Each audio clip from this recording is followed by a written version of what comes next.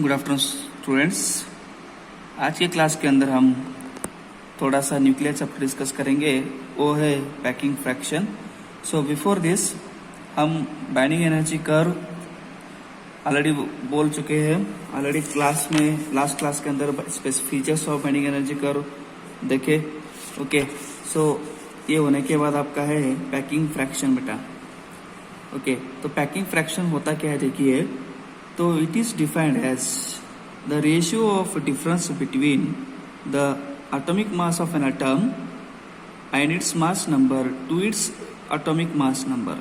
तो packing fraction हम किसी भी एक न्यूक्लियर के एक पैकिंग फ्रैक्शन बोल सकते हैं। तो packing fraction F can be written as equal to mass minus, okay, तो ये क्या है, difference between atomic mass and its mass divided by its mass number।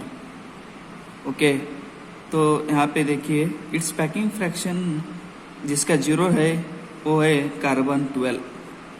Okay, तो डिफरेंस पता चला, it is a difference between atomic mass and its mass number. Okay, तो आप लोग पता है कि स्पेसिफिक बाइंडिंग एनर्जी के लिए कि हर एक पैकिंग फ्रैक्शन कितना कितना होना चाहिए। तो other elements the packing fraction में बी पॉजिटिव में बी नेगेटिव। ओके, सो दूसरे कौन से एलिमेंट के जो भी है किसका पॉजिटिव रहेगा किसका नेगेटिव रहेगा, राइट। तो that means if F is negative, atomic mass is less than the mass of an nuclear are more stable, right. So therefore for element 20 to 200 packing fraction is always negative रहता। For mass number beyond 200 the packing fraction is always positive. So it increases with the increases in mass. तो जिसका element mass number 230 से ज़्यादा है they are radioactive. Okay, जो भी है radioactive रहेंगे। This are all about CET point. So depending on the packing fraction the elements can be bifurcated।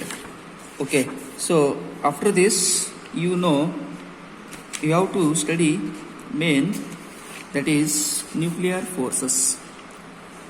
आप लोगों को नेक्स्ट टॉपिक है that is nuclear forces, very very important for 3 marks question. 3 mark question के लिए आपको nuclear force very जरूरी है exam के लिए। तो nuclear force, you know the force which is applied to a body बोलते हैं। बट न्यूक्लियर फोर्स क्या होता है, the force which binds protons and neutrons in the nucleus is called nuclear force. ताकि हम देखते हैं यहाँ पे for example, so consider this is nucleus atom, this consist of nucleus. The nucleus consist of nucleons, right. Nucleons are the protons plus neutrons.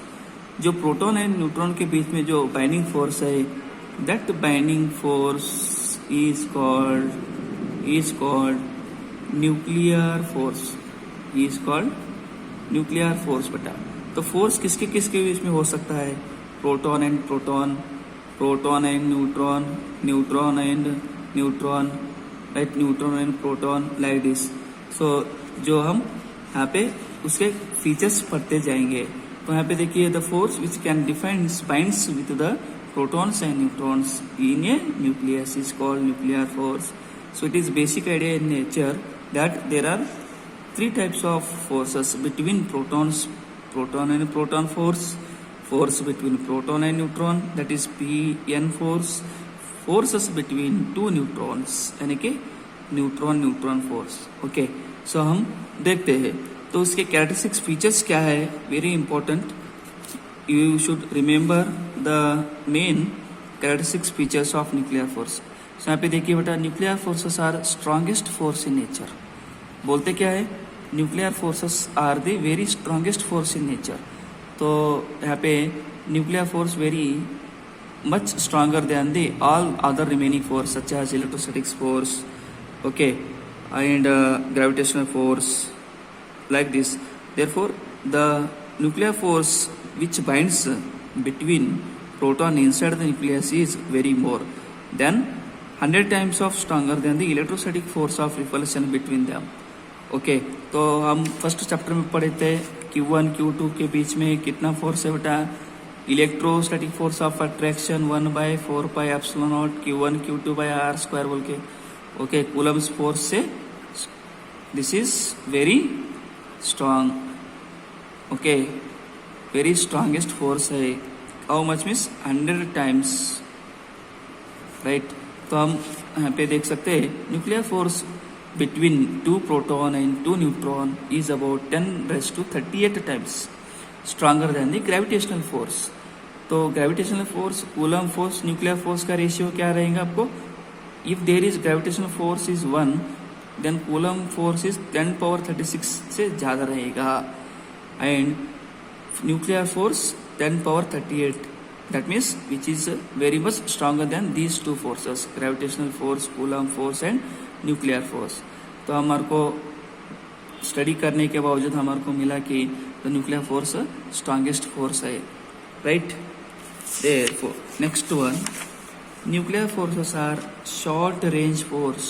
देखिए the nuclear force between two nucleons act only about the distance between 10⁻30 15 metre only. The nuclear force vanishes for the practical purpose when the distance between the two nuclei is 10 Fermi. यहाँ पे देखिए the force which is binding that between the nucleons, they act along the distance between 10⁻35 meter. Okay तो 1 Fermi से क्या रहेगा, वो bind करते रहता है. that is nuclear force between two nucleons must be in between 10⁻15 metre.